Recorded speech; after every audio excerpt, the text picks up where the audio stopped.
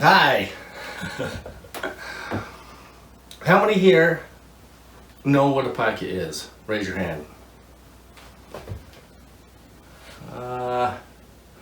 Only about half of you? Okay, alright. How many here have seen a pika?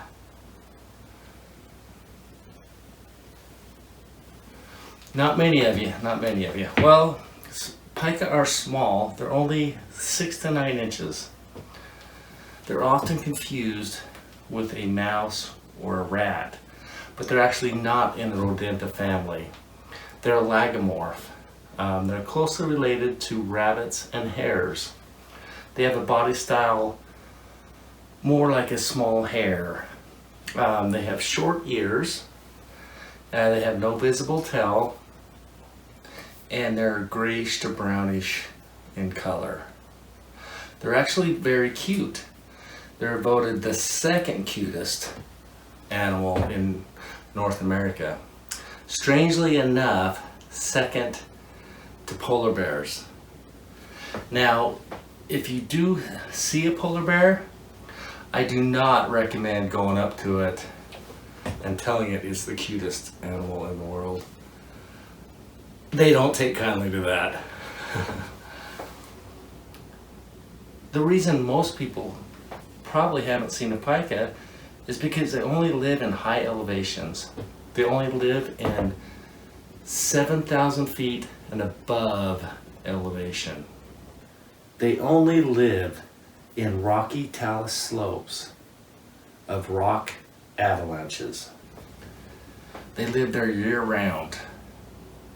Unlike other mammals who live in similar zones, they do not hibernate and they don't move to lower elevations in the wintertime.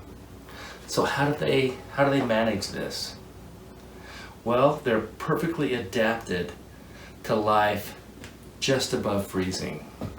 As a matter of fact, they will die in a couple hours in 75 degrees or above, in temperatures that you and I find comfortable. They're deadly to them. And they will also die if below freezing for extended time. So how do they manage that? How do they manage all that? Well, the rocky talus slopes they live in provide them their retreat. Deep underneath the rocks is a nice, stable, cool temperature. They forage in the morning and in the evening during cool times, and in the heat of the day they retreat back underneath the rocks.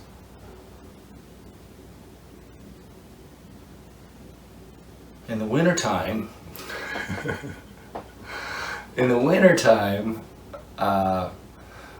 their rocky home, coupled with a blanket of snow, keeps the temperature just above freezing, and they can survive the winter. Now, pikas are ferocious animals, just like the polar bears. They are ferocious. There he is. Where? There.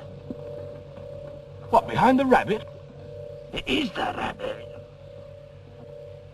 You silly sod! What? You got us all worked up! Well, that's no ordinary rabbit. That's the most foul, cruel and bad-tempered rodent you ever set eyes on. You! What's he do? Nibble your bum? He's got huge, sharp... he can leap about. Look at the bones! Ferocious at collecting plants. They live for 9 months underneath the snow. And 3 months during the summer, they have to collect all the food to survive the 9 months. They're gentle herbivores, which means they eat just about anything. They eat, grasses, they eat flowers, just about anything they can get their mouths on, they'll bring back. So they bring the food back and they pile it up underneath the rocks.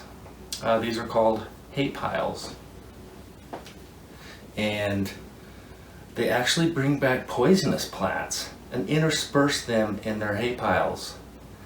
And these poisonous plants act as an inhibitor to mold, and they also preserve the plant. And over the winter time, the toxins in the poisonous plants dissipate, and by the end of the winter, they can eat the poisonous plants. I mean, that's amazing if you think about it.